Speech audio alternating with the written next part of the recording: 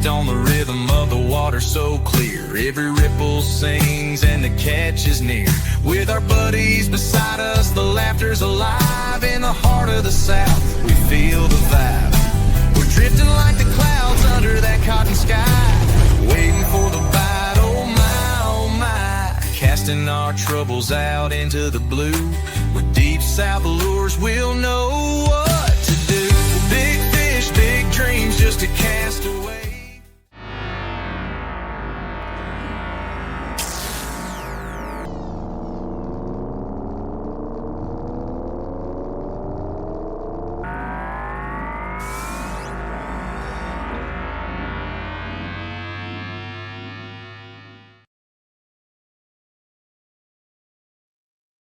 Well, hello, everybody. Welcome back to From Paddles to Props. I hope you've had a great day today.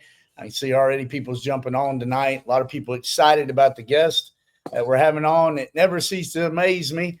Been in this a long time, and it's amazing when you find out there's not one too far away from you where you live. And, with all this social media we have nowadays and all this other stuff, it's amazing that sometimes you just don't realize who's in your back door. So, man, great show last week. I want to thank A2 Custom Baits for the giveaway, and them being on here, Mr. Allen. He's giving me some great reports about, got a lot of orders this week. So thank you all for participating in that and helping Allen out, getting some of them good baits he's got. I actually, on my way down to work this week to Florida, I stopped by his place and picked up some for myself. So I'm excited about using them this weekend. Hopefully, if everything goes right, me and Mr. Tyler Bean is going to be heading doing some red fishing. So I'm excited about it.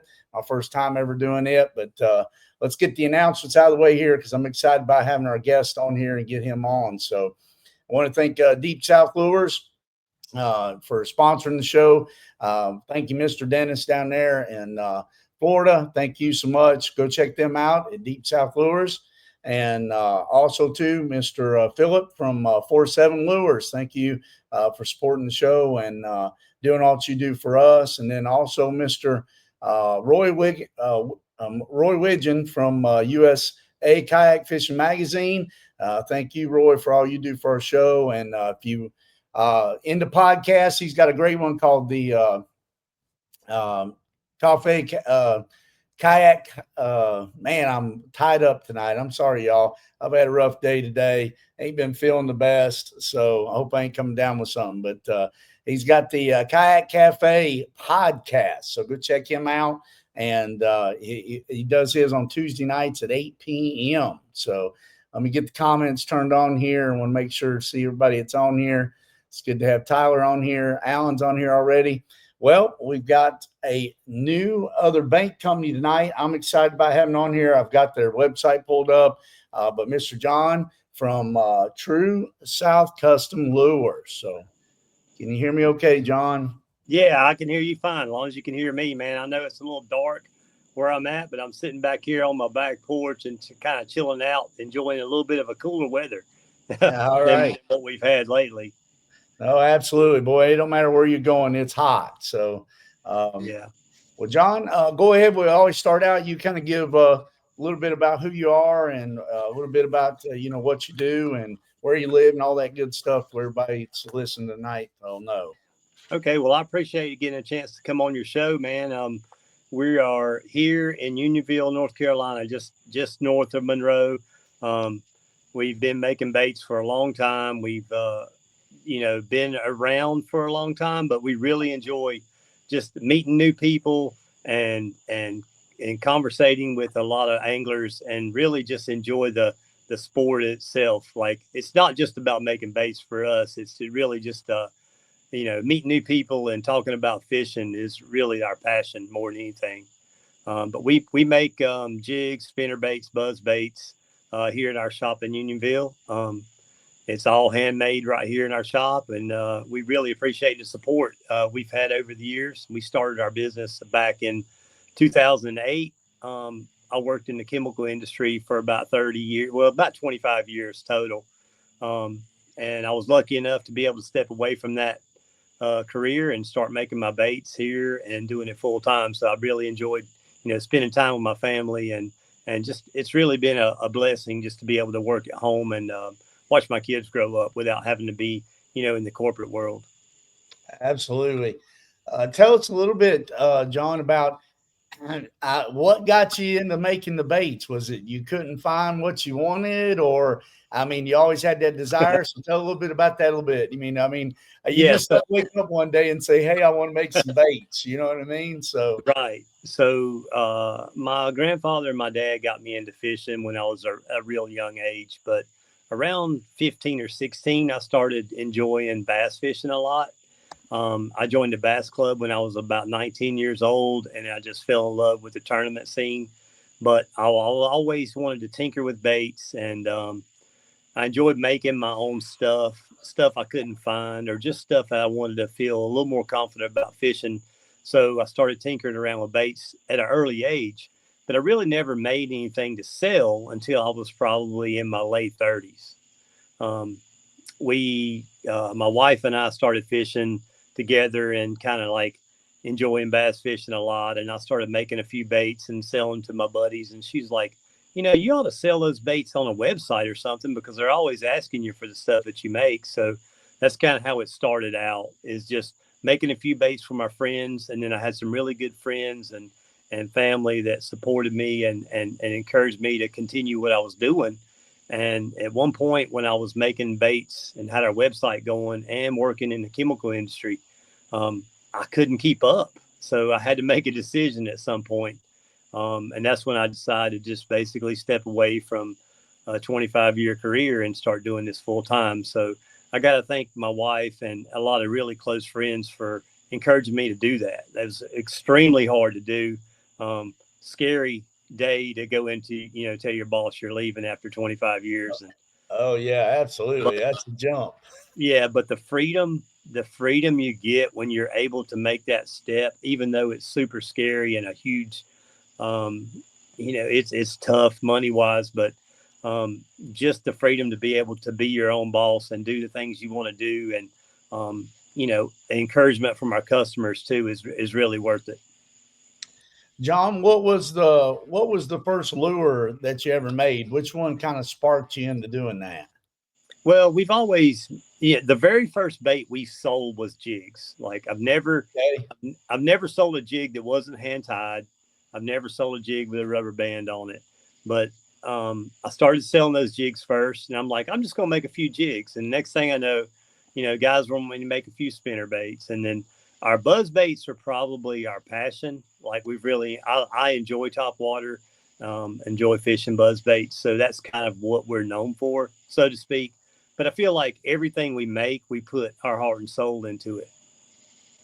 Yeah, that's awesome. Also, too, by the way, before I forget, since we didn't get much time right there at the beginning, that way everybody can be ready for it on here. But we usually do some type of live giveaway. I think you said you wanted to. Do you want to give me any idea if they stay on tonight and do the live giveaway, what they going to get tonight? Yeah, so I'll put into the package, I'll put a spinner bait, a buzz bait, a jig, and a terminal pack in there. Oh So my they'll have a Lord. little bit of everything Well, to go with that's what we great. make. Yeah. Well, thank you so much for that. That's awesome. So did you hear that all? And I've already got it set up tonight, and we'll wait towards the end of the night since we're just having the one. But I did hashtag TrueSouth. So when I'll tell you, I'll give you time here in a little bit. It don't matter what platform you're on. If you're on Facebook, YouTube, wherever you're at, it'll come into there. So, but we appreciate you doing that, John. That's awesome. Once again, that's one of the things that I do on my show is I'm all about small businesses, and we have really got kind of a theme going on in the podcast. We've had a lot of bait makers on here lately, and what's cool about it is, it's all American made, still family owned. And I know, sometimes you can't get all the materials here in America. I'm in a manufacturer, and I understand that, but the company I work for is all American made up in Michigan. I cover the whole Southeast, but I just love the fact that, like you just said, it can still be done. You know what I mean? So it's awesome. I know it's had to be hard work, though. I guarantee you that. So as far as American made supplies, like everything we have in our baits is from the U.S. as far as manufacturers, except for hooks and skirt material. because there's not any hooks or skirt material basically made in the U.S. right now. Right. So Exactly. that's one thing. Like a lot of people don't realize, if I put made in the USA on our packaging, I'm really going against the rules of made in the USA, because a hook or skirt is a major component into our bait. So if I say that, I'm really kind of going against the grain, because a lot of people are saying that, but really, if you dig into the technicalities of made in USA brands, everything has to be made there. Every major component needs to be made there. So that's one thing that's why we say handcrafted in the USA, but I really don't say made in the USA unless I'd love to be able to get hooks and skirts in the US, Yeah. but it's just not possible. It, Um, and you know, it's just something, we're all seeing right now. I mean, don't want to get too political, but obviously a lot of our manufacturing has left the country, and it's just nothing you can do. Sometimes you just cannot, but hopefully through all the tariffs and stuff, we'll get some of that back here. You know what I mean? And we can say, but I do appreciate, and I know everybody on here will appreciate the honesty of you doing that. That's cool. Well, like our blades and spinnerbait swivels and all that stuff come from Worthco, which is up in the Midwest. They're a USA made company. And that's pretty much the only thing that I do get here now is, my beads, swivels, wire, packaging, and everything is here in the US. But as far as skirts and hooks, that comes from overseas. And I can't change it right now. But I will say, made in the USA I really feel like if you make your product in the USA, and competing with overseas labor and everything, I think you're really, you're fighting an uphill battle. A lot of our bait makers here in the US are really always fighting labor costs. And that's the major hurdle we have here in the US right now. Yeah, absolutely. Absolutely. What I've got to kind of get ahead of myself there. I kind of got it broke down a little bit here. So I got lure design and innovation next. In your words, John, what do you think sets the TrueSouth Lures different from the other custom baits? I noticed too, and we'll get into that a little bit, because I noticed you have, what's nice about it, you do have just regular product right on here. But with this kind of two-part question, what do you think sets your baits apart from some of the other people? And number two is kind of get into the custom part of it. How custom do you get? So you want to answer those two? For one thing, like our brand, we try to keep our own style. We try not to follow the leader and be too much cookie cutter. We try to do things a little bit differently. So I feel like if I see a bait or somebody asks me, "Do you make that bait?" and I'm like, "Yeah, I know I made that bait." You know what I mean? So that our style, the way we do things, I think is a little bit different. But there's so many baits out there so identical to what we make. But we put a lot of effort into the quality, and everything's hand tied. We do a little bit different with our colors sometimes. We just try to keep things a little bit different and do our own thing. You know what I mean? Yeah. No. We don't want to be like a copycat company, and we've never been like that. So that's one thing that sets us apart. Another thing that we feel like we do pretty good is our customer connection. So we want to have a relationship with our customers. It's just not a number to us. We're not out there trying to make $1 billion on selling fishing lures. We want to talk to our customers. We want to share their experiences. We want to share their memories on the water. I mean, if a guy calls me and says, "I took my grandson out and he caught his personal best on your jig or spinnerbait or something," that's awesome to us. That's what inspires us to continue doing what we do. Yeah, that's awesome. So on the custom part of it, how custom can somebody get with you on if they want to change skirts, colors, or stuff like that? I mean, is that just you have to work that out between them, or what you got supplies for, or on that? Well, I haven't. I've never really came across something that a customer asked me to make that I couldn't make.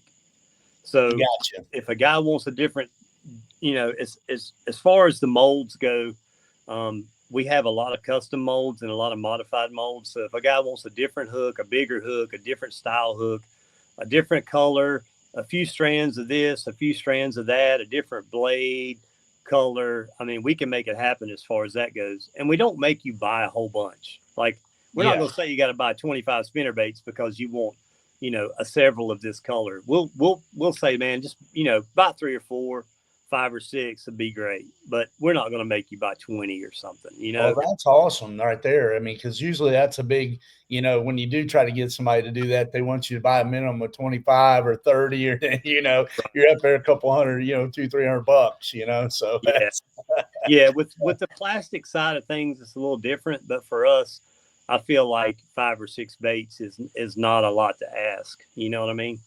no, because it's got to be worth, at the end of the day, it's got to be worth your time to be able to do it too. You know what I mean? It makes Yeah. sense. Can Yeah. you see the questions on your end, John? Are you able to see it on your phone, or is it too small to see? Yeah. Yeah. Okay. I see it. Okay. Alan said he bought your gill Yeah. pattern baits you posted on Facebook last night. So I've got Alan's baits in a box. They'll go out tomorrow. So that's I awesome. appreciate him ordering stuff from us. Roy Widgeon from Kayak Fishing Magazine said, "What's the biggest catch on your baits? Do you know of?" I know that. Let me think. Andy Wicker caught 11-pounder down in Texas on one of our football jigs in a FLW tournament. On the baby finesse ones or just standard? No, just a 3/4 ounce pro football jig. Gotcha. Just dragging some points. That was the 11-pounder. There's been several 10s caught. Nothing in the teens yet. I'd love to say that, but there's been a lot of fish between 7 and 10 pounds caught on just about everything from jigs to spinner baits to buzz baits. Do you have your customers a lot of times maybe post it on Facebook and tag you to it where you can see it? Do they? Yeah. Yeah. We used to do like this thing. We would do like, you know how everybody does the days of Christmas. We did the 12 days of Slaunchmas. So I like that. we posted like every customer's large fish, and we might do that again next year or this year coming up. But it's really cool when customers send us pictures of fish they caught on our stuff. Yeah, it's got to make you feel good. You know what I'm saying? For sure. Yeah, absolutely. And it's not always about the biggest fish. It's just the memories. Like I can remember back when I was a kid, like anything that I did fishing with my dad or my grandfather, and you could even ask my wife. My wife knows this. I can name times and places where she caught like certain fish, and she's like, "How do you remember that?" And it's like the memories. Those memories fishing is something that stays with you for a long time. And I hope that a lot of kids are able to experience that, Absolutely. I mean, I unless I get dementia one of these days, I won't forget about where my personal best was at. You know what I'm saying? You can't forget it. If you love it, I don't think you can forget it, Yeah. How in depth are you on your end on the design and development, John? Or do you could use like CAD or anything like that? Or are you pretty much just working with your hands to make whatever it is you want to make? A lot of times, like when we design a new bait, like we do custom molds, like hand pour molds, but we also use spin cast machine to spin cast a lot of our molds, a lot of our baits. But we have a company that'll prototype stuff. So what I'll do is basically hand carve baits with soft lead and basically a knife and stuff, and like carve those baits and get the basic prototype done. Yeah. They go back and do like the CAD design, and then we go back and forth on what we feel like is right, and they'll send us some samples, and then we'll send them stuff back to make changes. That's how like the V-twin buzz frame, we went back and forth a few times on that design. But there's a lot of baits we do that everything we made is here. Like we designed it, modified a mold, or did something, and basically didn't have to send it anywhere but here. Yeah. I was going to bring up that when Alan mentioned y'all to me, he said, "You got to get John on the show." He said, "You need to go buy that baby Ventween naked double buzz bait." He said, "I'm just telling you right now." He said, "It's money." So I was checking it out today on the website. So it's amazing too, because the V-twin buzz bait we've made for a long time. And it was one of my good friends, Shane Lineberger. He used to fish the elites. He fishes the NPFL now. But we fished in a club together growing up. So his dad asked me to make a double buzz bait that was better than what was out there. So I was like, Jerry, I got something that I feel like is really good. I've been kind of playing around with it. It's basically a old spinner bait design that my grandfather gave me. So we took that design and put buzz bait blades on it. And I gave some to Jerry, which was Shane Lineberger's dad, and he fished the Red Man and the BFL at the time. And he goes out and cashes like 2 or 3 checks on it. And then Shane calls me and says, hey, whatever buzz baits you gave my dad, I want some of those. And that's kind of the V-twin history is how it started. And then we, at the time, like fishing, I grew up on fishing Lake Wiley and the Catawba Lakes. So I knew like Todd Alton and some of the other guys, even Brian Thrift, they all started putting a frog on a buzz bait. Yeah. So one of my friends that's helped me develop some baits is like, man, can you make a buzz bait frame specifically designed for the horny toad? So instead of just a regular buzz bait head that we're gluing on. So we built one, and as far as I know, we were the very first company that produced one, for sale that was a frame for a frog, because it had a bigger hook, had a small head. It was set up perfect for the horny toad. And then we adapted that same design for the V-twin frame. And that thing has won a lot of money over the years. It's the kids that just won the national championship for college fishing, they've won back-to-back years with it. So it's really a cool bait, and one we're really proud of. Yeah. Chris Phelan's on here. Did you hear that, Chris? You hear that? He loves them horny toads and stuff. So I know I fish with him, so I know he would be interested in that one for sure. So yeah, you can go back, you can do some research on it. Like guys are like, man, I never heard of it. And I was like, I don't know how, because like even Wired to Fish did a sample of like different buzz baits across the country, and the V-twin buzz bait was voted the best double buzz bait in the country, which is awesome. Yeah, that's awesome. Yeah, I think a lot of guys fish it and don't really talk about it very much, but it's a great bait to fish, especially for somebody who's new to buzz bait fishing, because it's so easy to fish and you don't have to do much with it. You know what I mean? Like it's just, you can tie it on and just cast it. Gotcha. Yeah, that one I definitely looked that one up. The other one I got my iPad open here. I got your website up. The other one I'm interested in is I like to do a lot of smallmouth fishing, is them baby tube heads. I really like that too. Them things look bad to the bone. Yeah, I have a friend up in Indiana who fishes St. Clair a lot, and he uses the little tiny 2-inch tubes. And he's like, man, can you make me a little head for those fish St. Clair? And what I did is just took basically a 1/4 ounce football head, put a little 2-aught owner hook in it, no weed guard, and you can shove that in one of those little small 2.5-inch tubes. Has a little fat head on it, looks like a goby. And a lot of guys up in West Virginia. Does it come with that? Did you sell the bait with it, or do you got to buy it separate? I just sell the heads. Okay. Yeah. But you can tell somebody which ones to buy then, I guess, right? Yeah, so some of the Great Lakes Finesse little tube heads. Let me think, who else makes the small tube? Net Bait makes one. I think it's one of their. Yes, you're exactly right. I think I've seen that bait. Yeah. It's like the goby with the they make just a small 2.5-inch tube. That's all you really need. Mm-hmm. And there's a couple colors that are good. The GP Magic's good. They make one called I think it's called Star Wars. It's kind of a smoke color with some purple and gold in it. It's really good. Alan there from A2 Custom Bait said he said his frog works really good on the V-twin, especially in Santee. So I have to keep that in mind for our championship down there, Alan. Thank you. Yeah. Let's see. I got what's your go-to bait? What would you tell somebody on here? They said they're having a rough day and they've got a box full of your baits. What would be your go-to bait for them to use off of yours? And, like it really depends on their style. But me, if I'm having a rough day, I'm either going to go back to the jig or just go to a shaky head. Like it's hard to beat that when you're having a rough day.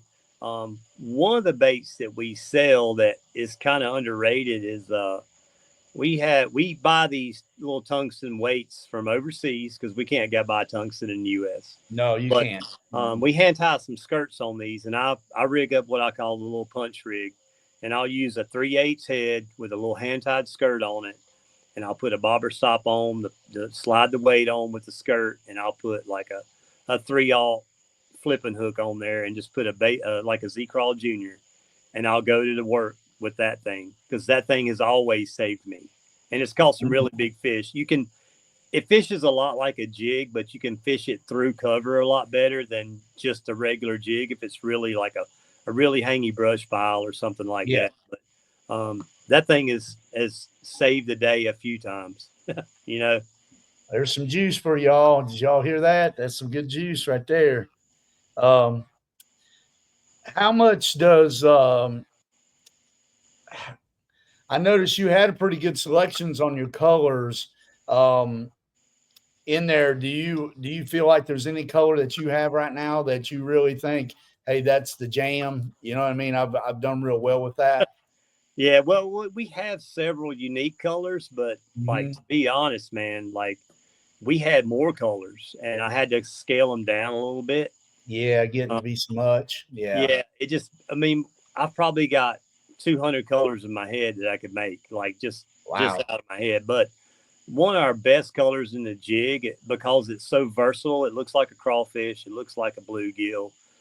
It can even look like a blue crab if you're fishing tidal waters, is the male crawl jig color. That thing has a little bit of green pumpkin magic, a little bit of green pumpkin in it with blue flake, and a little bit of orange. That is probably the best color that we sell. It's by far our most popular color. And the funny part of that is that my daughter, when she was 6 years old, designed that color. Oh, really? She came in the shop. Her name's Melody. She came into the shop one day when I was making some different colors, and she kind of grabbed a few skirt colors from different ones we were making and kind of laid them together. And I was like, man, that kind of looks good. So we made the male crawl color. And it's probably one of our best sellers, to be honest, in the finesse jig, in the fathead jig, and our whole jig line. I got you. I was looking at that right now. So it's just in the jigs. Yeah, it's in the fathead jig, the undercover jig. We make it in the pro football jig and the Rockstar power finesse and the regular Rockstar jig. We make. Okay. All right. Yep. He's got a great website, y'all, too. I mean, it's and if any of y'all want to see any of the baits that are on here tonight, I can always share the screen because I got his website pulled up. So if there's something that's just burning in you right now to see, just let me know and we'll take a second to do that. And that was what was that again? Male crawl. That's her nickname. Okay. Yeah. Okay. Male. Okay. I get it now. All right. She's 14 now, so it's been a while since she was right.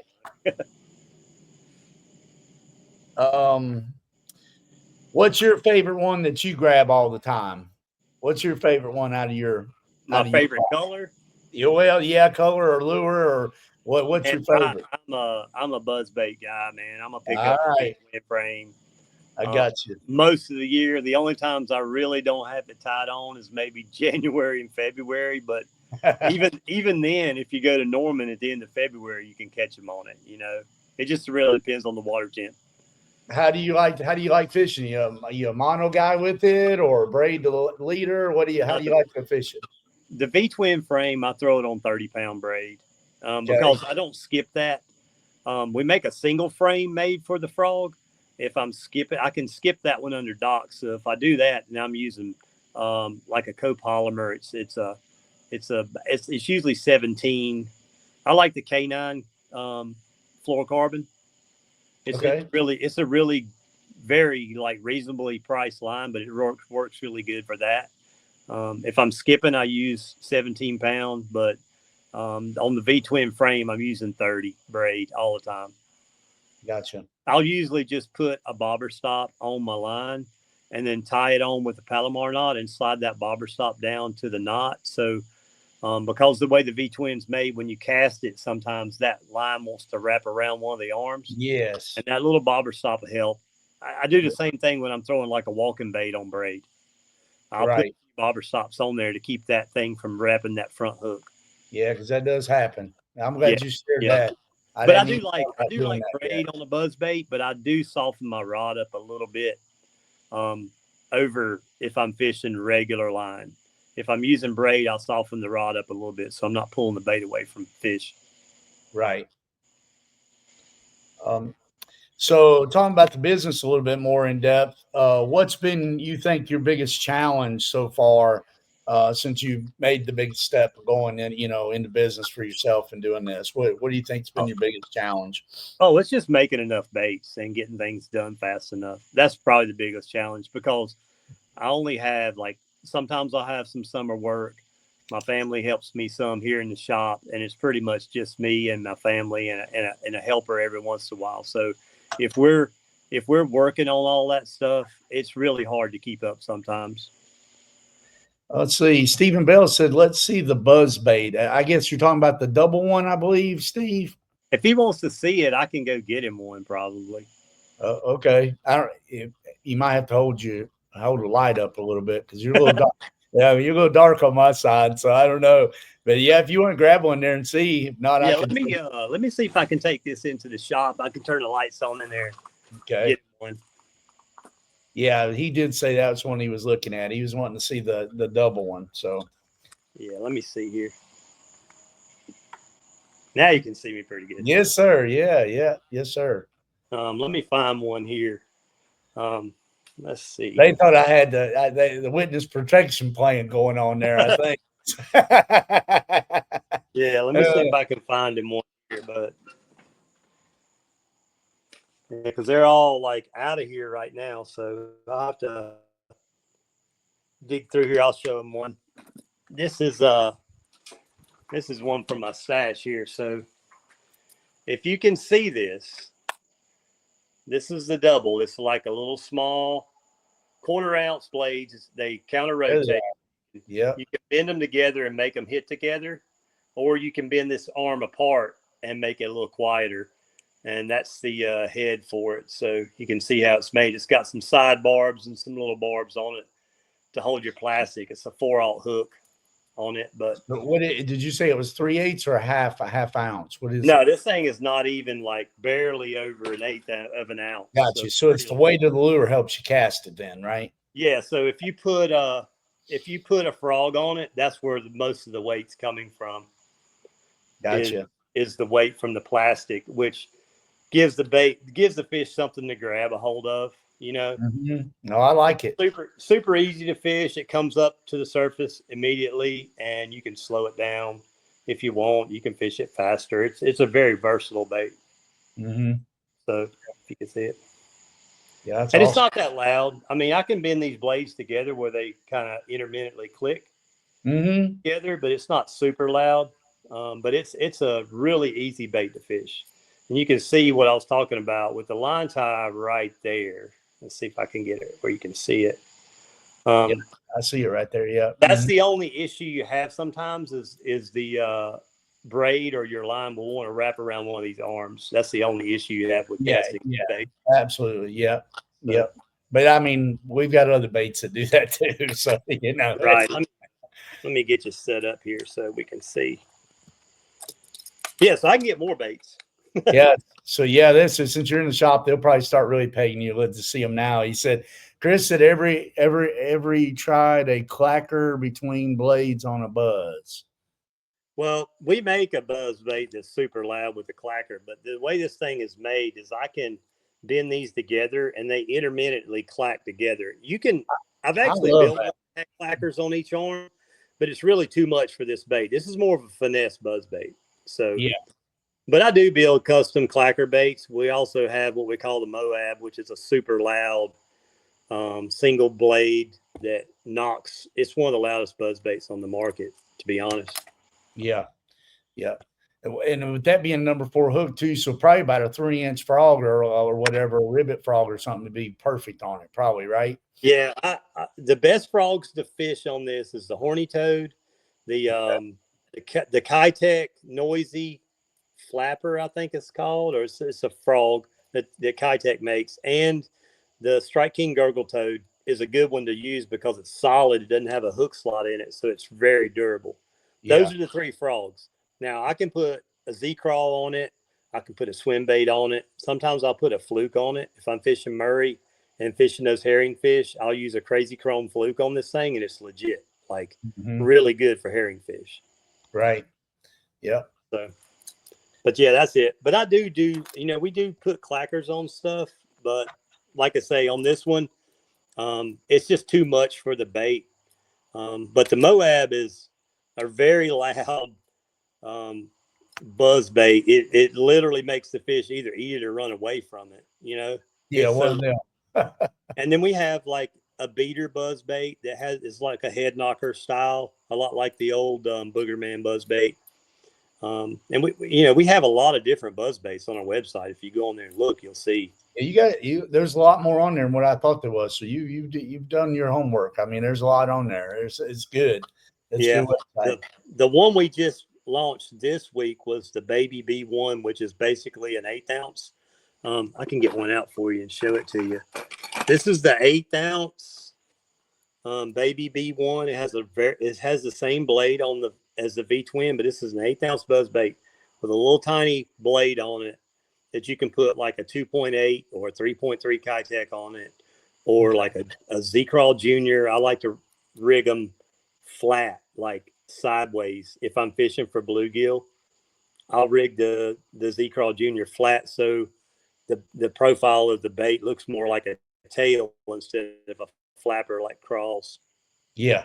But that one's been really popular this week. But it's I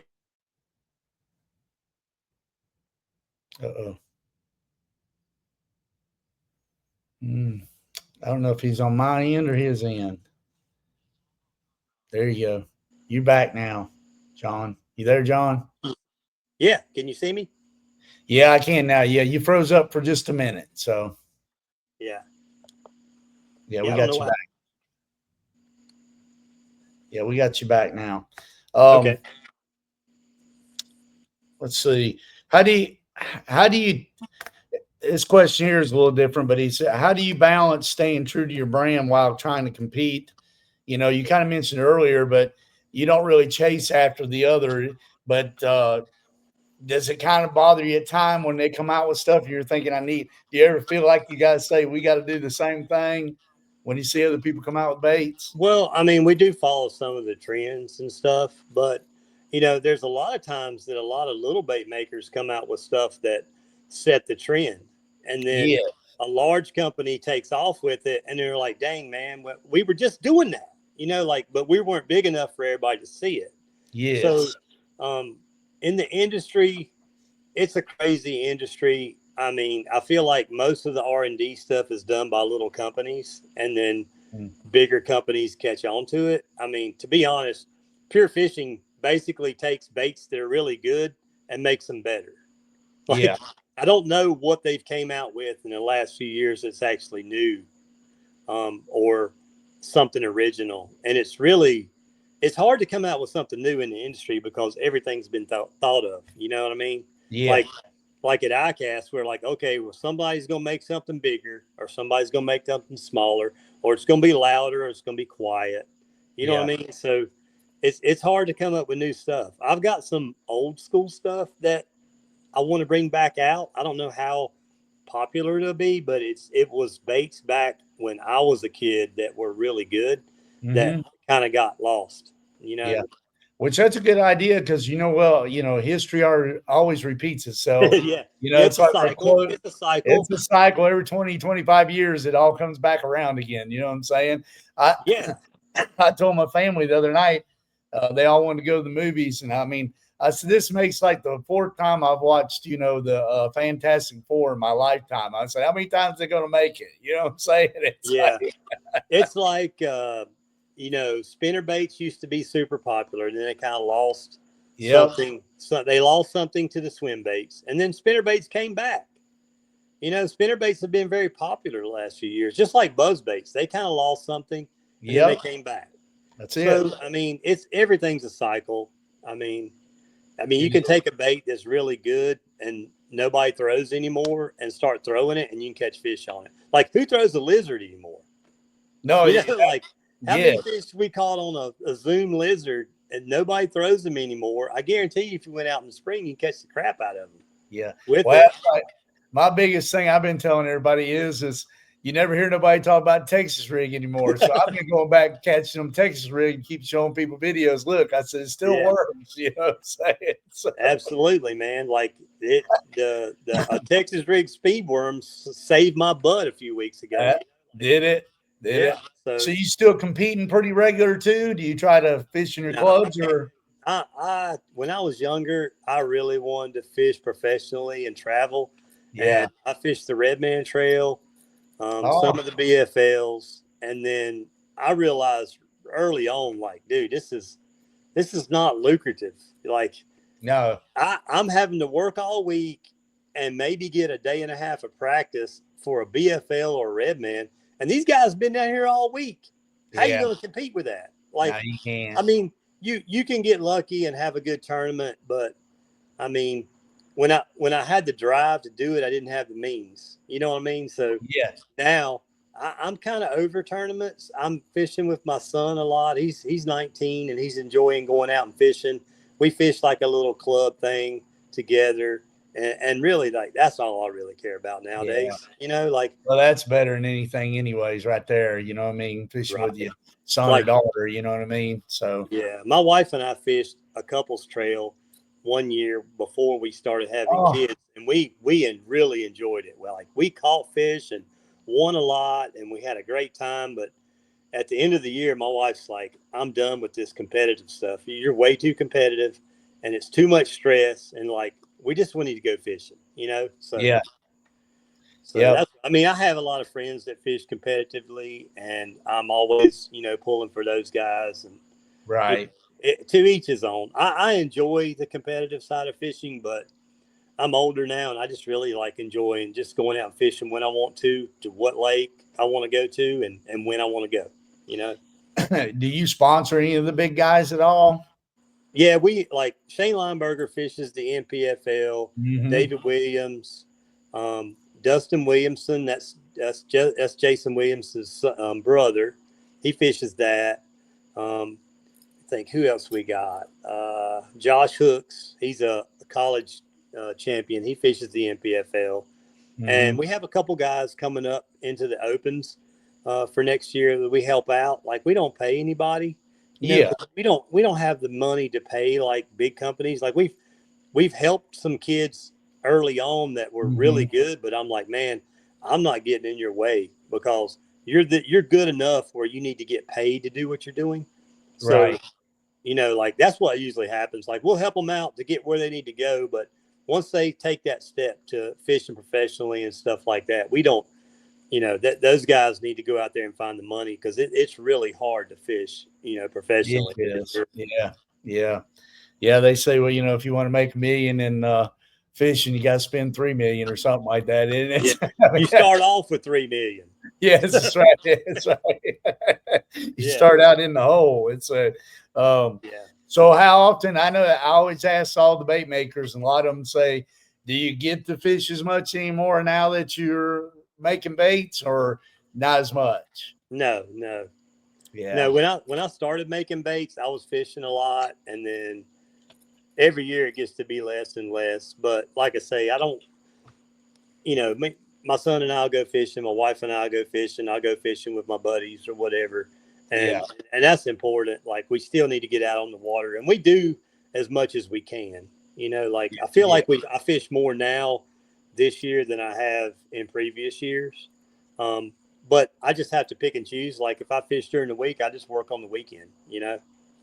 Yeah. So, I know what you're saying. Well, that's one thing nice about having your own business, your own schedule, is, you know, you can change it up if you know, get an opportunity to get to go, you know what I mean? I mean, you just have to take time to do it. and you just have to understand when you get back, you're going to have to catch up, you know? Yeah. And everybody in the comments, if you got any questions, whatever for John, please put them in there. Maybe pull up the website or something on another phone or something if you're looking at something. What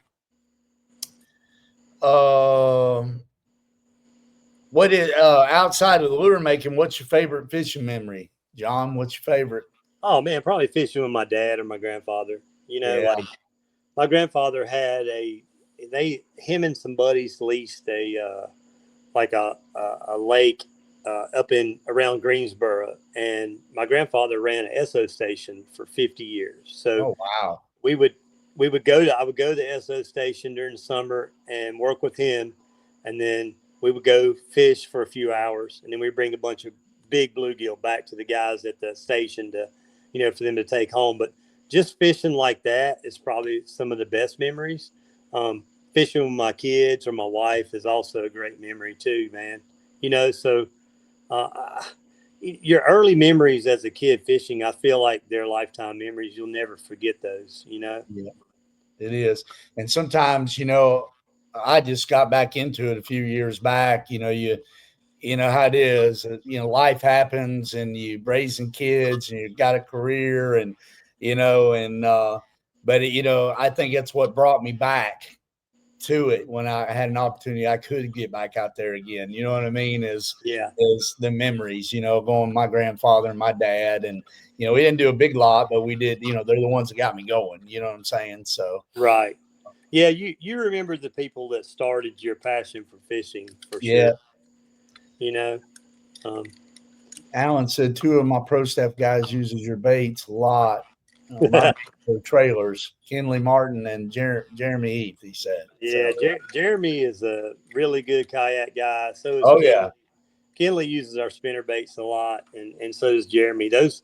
I mean, I will say this, like, we have a pro staff that is, I mean, I will put them against any company in the country, because these guys are not just kayak guys; they're boat fishermen.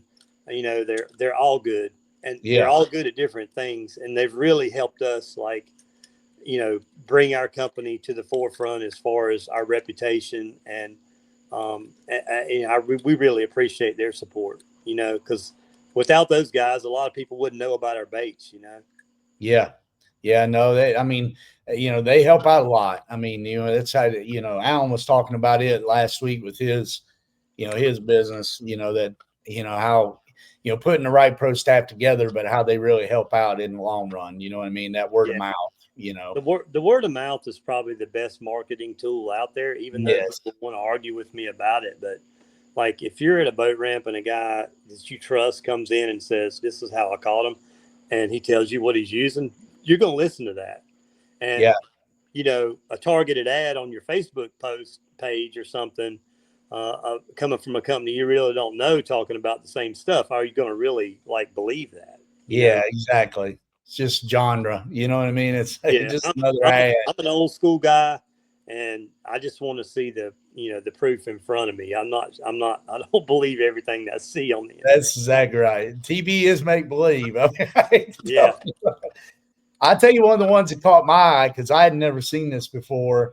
But when I went on the website, I started clicking through to get a kind of idea of all the stuff that you did. But that live wire quad blade spinner bait, now, I ain't never seen one with that many blades on it. That thing is wild. Yeah, there's been a lot of multi-blade spinner baits produced over the years, and I used to use one that was a 4-blade made by someone. It was made by a lady up around Lake Norman. It was from Tackletown. She's now passed away, but when I first started bass fishing, before I started making anything, I would go by their tackle shop. They used to have a tackle shop in my town, and I would go there, and I worked for a tire place. And when they would need tires, they would come trade me tires for baits. So Oh, that 4-blade spinner bait, I mean, I will give her credit. She's the first one that turned me on to that. But the live wire spinner bait, Shane Lineberger helped me develop it. It's one of the lightest wire spinner baits on the market. It's like 026 wire. no. I know a lot of guys complain about them breaking because it's so light wire, but it definitely gets more bites. And Yeah. You just have to be careful landing the fish, no boat flipping and stuff like that. But that bait looks extremely natural in the water with the light wire like that. We make a 3-blade and a 4-blade like it. And when those fish are on that little tiny bait fish in the fall and sometimes during the shad spawn, that bait is legit. Like it's lights out sometimes. Is it 3/8 ounce, quarter Three ounce? eighths, 3/8 or half ounce. I Okay. throw the half ounce mostly. I don't use a lot of 3/8 baits because I Yeah. want to be able to keep my bait down and fish it faster, Yeah. But the way I tell people about as far as fishing spinner baits, they ask me like, what speed do you fish them at or what depth? And I'm like, a lot of times when I'm fishing a spinner bait, it's usually shallow water, but I just want to fish it where I can barely see it or just it disappears. Yeah. Because a lot of times those fish are just deep enough where you can't see them, but they're not super deep. So they're just deep enough where you can't see them. And that's usually the depth I fish my spinner baits a lot in the springtime, especially. I like that Carolina herring color. I do like it. That's a good looking color right there. I like that. I could see putting a freeloader, a bluegill freeloader on the back of it. Yeah. You know what I'm saying? So We haven't had that color a long time. We've had the BB herring color, yeah. but the Carolina herring color is a little bit more blue with some Carolina blue in it. Mm-hmm. My son and I took that thing to Lake Murray in the spring, and we straight killed them on it. Yeah. And I was throwing. We have some bladed jigs, but we have a prototype bladed jig that's coming out in the fall. And Okay.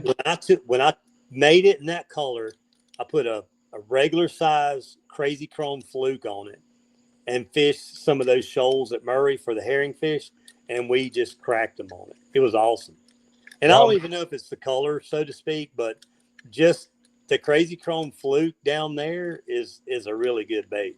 And with that color, it just looked like the herring, it matched the hatch perfectly. And we had a great time down there. I can't wait to go back next year. Alan, you probably already know it. I know Alan lives down there by Lake Murray, so that's why I bet he's taking notes. So yeah, the bladed jig we have now is called the Pro Shimmy jig. We'll have a titanium blade coming out this fall it's really way better than what we offer now. We just had to wait till Z-Man's patent was out because we couldn't do a direct connect for a long time. We've worked with Z-Man over the years, and they've been pretty lenient on us because when they first had the bladed jig patent, they didn't have certain specifics on that direct connect.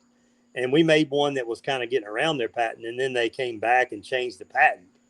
And they came to me and said, well, now you can't do it. And they were like, how many more can you make? And they allowed us to make a certain amount of baits. So, I can't, I knew the guy who invented that here in Rock Hill. So, oh, really?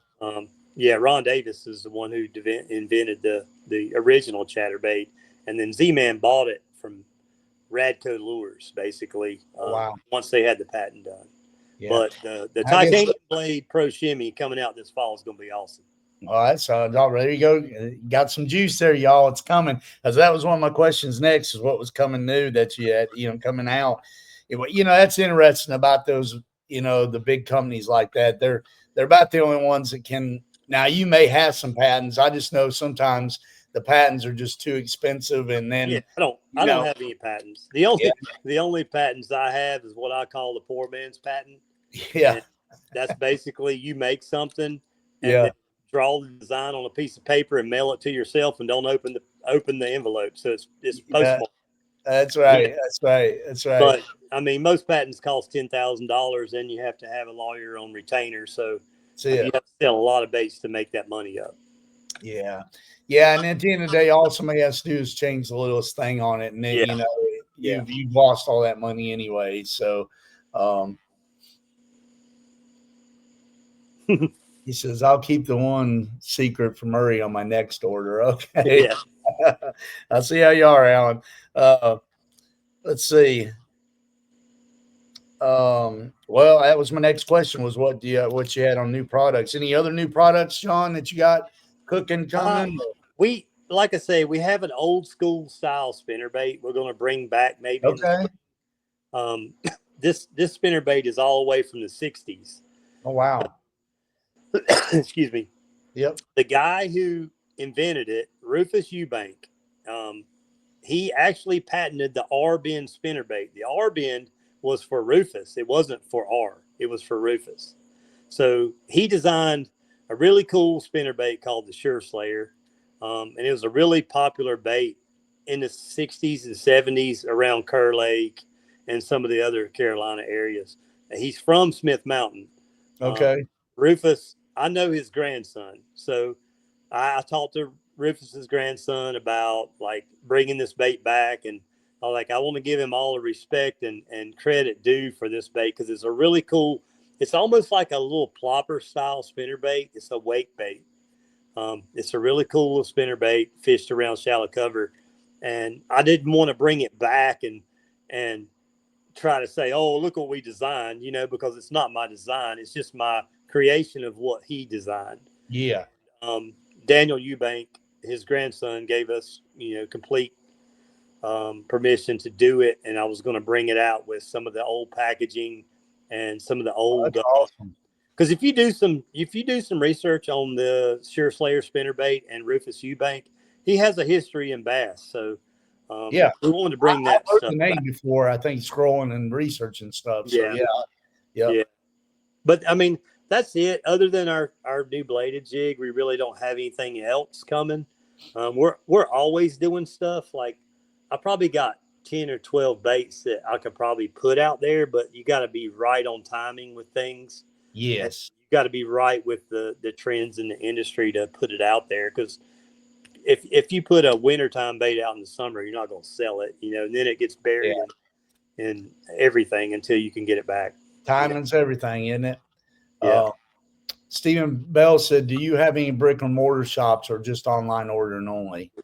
Well, we have our website, it's TrueSouthLures.com, or, guys, my shop is right beside my house. It's basically my garage beside my house. So, yep. I have customers come out here and hang out in the shop and talk fishing or pick up baits and stuff like that, or look at what we have. If you want to get it in your hands, we do that. We have some dealers around, like Rock Hill. We have Rusty Hooks, Bait and Tackle. Okay. In North Carolina, we have 5 or 6 dealers. We're working on a couple new dealers in South Carolina as well. Some around Hartwell, some around Greenville. We have one in Lake Murray that we're trying to get to. So, but we don't try to push wholesale as much, because the more wholesale we do, the more bind it puts on us as far as production capability. So, yeah. But we do, like, our online orders come in. They usually go out the day or the day after they come in. So we're really fast on ordering as far as that goes. Unless it's custom, if it's custom, it takes a little longer. Yeah. We're almost down here to the end. Where do you see TrueSouth Lures in 5 years? Do you have any dreams to blow it up, or you just want to kind of keep it the way it is, John? Man, we've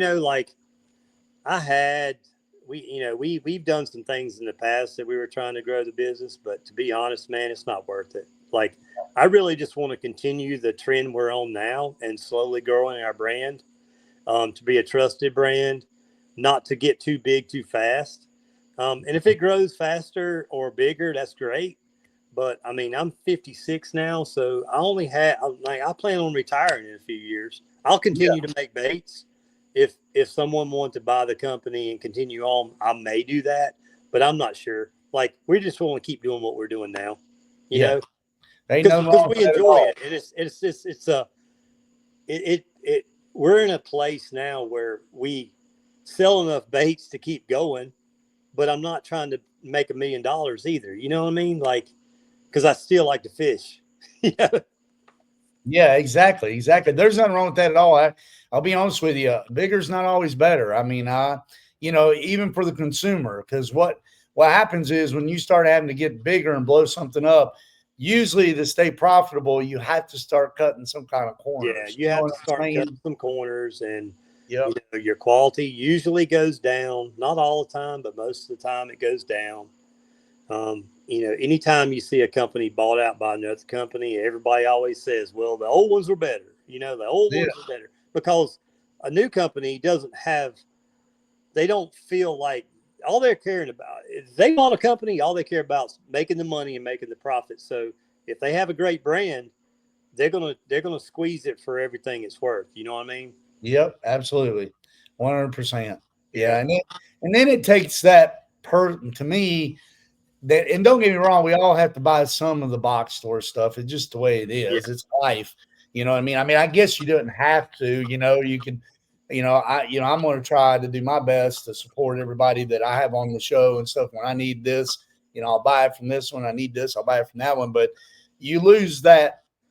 You lose that connection when you go to the box store. You know what I mean? Right. I don't want to lose that connection with our customers. I think that's important, and that's kind of our niche in our market. I see Alan's comment about the V-twin style spinnerbait. That design was basically called a twin spin. The way that wire is wrapped around the main shaft, that was a twin spin spinnerbait, and they were made to collapse, so you can like collapse the arms on it. And you can store them tighter in a box. We used to make one called a V-twin roller, which is basically a dual Colorado spinnerbait, just like the V-twin. We still make it. We could still make one like that if somebody wanted something like that. But we just took that design and put buzzbait blades on it. So as far as Alan's what he's saying, like I can definitely make a spinnerbait with the V-twin style arms on it. Well, there you go, Alan. That's a custom bait. There you go, bud. Yeah, it's a really good bait, like for dropping, like the way that twin spin spinnerbait was made. It was made to pitch and drop in holes and grass and stuff. Because the way it falls, the bait literally falls straight down, and the blades kind of spin. So it's kind of a cool bait. Yeah. Well, it's neat to know that you got the knowledge behind it too. You know what I mean? So for those who are listening, they can trust you know what you're doing. You know what I mean? So that's awesome. So, all right. So what we're going to do next is I got some quick fire questions here for John. But while I'm doing that, you guys put in the hashtag TrueSouth, okay? And then we'll do the drawing right after that. So, so get those in there. If you just come on, he's got a prize pack. He's giving away 4 or 5 different things.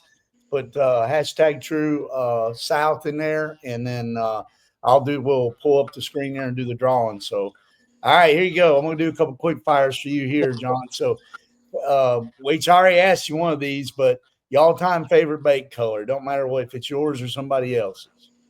Oh man, mail crawl. Okay. Well, of course, that's got sentimental value too. You know what I'm saying? Yes, it does. Favorite lake. Oh man, Santee Cooper. Santee Cooper. I'm getting to go for my first time. They're doing the TKS at Santee for our championship, so I'm excited about it. Not excited about the Gators. I hate these Gator lakes, because we're in kayaks. You know what I'm saying? Yeah, I can imagine, dude. I've seen some giants there. Yeah, you didn't have to say that, John. It's okay. I'm already having nightmares.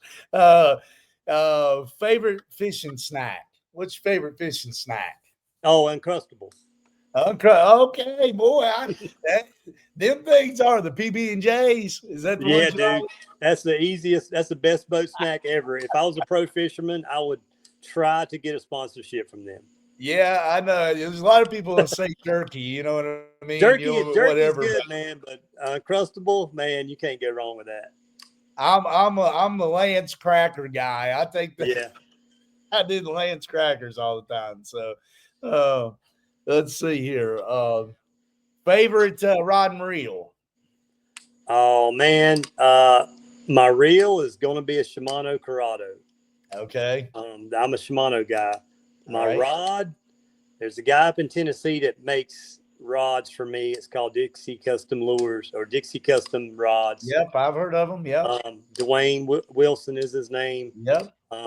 Those rods, I mean, they just fit me right. You know what I mean? Like I've tried a bunch of different rods over my career and my lifetime, but that one's hard to beat, man, because he builds me exactly what I asked for.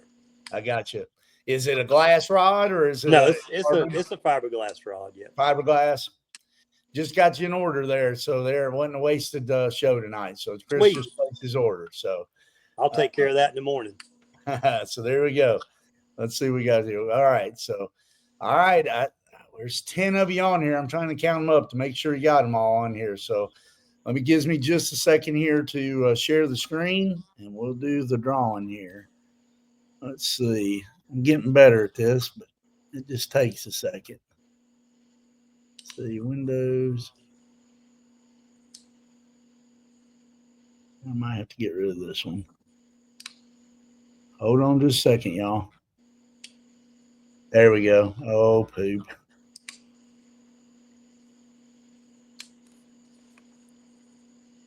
Well.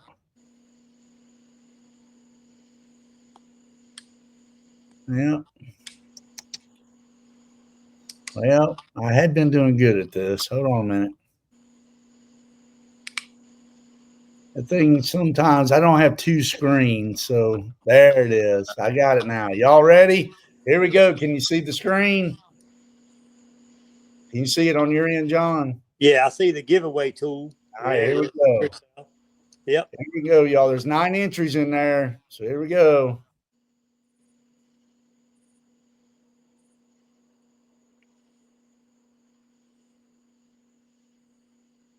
Tyler Bean, look at that. Mr. Tyler.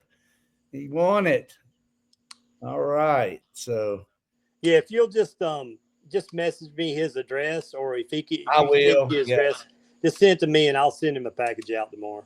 Yeah, okay. That'll be cool. So anything, Alan, you want to, or John, anything you want to add tonight? Anything you want to, where can people find you? You know what, anything, any thanks, anything you want to do that tonight before we let you go? Man, like you can hit us up on Instagram at TrueSouth Custom Lures, or Facebook, our Facebook page.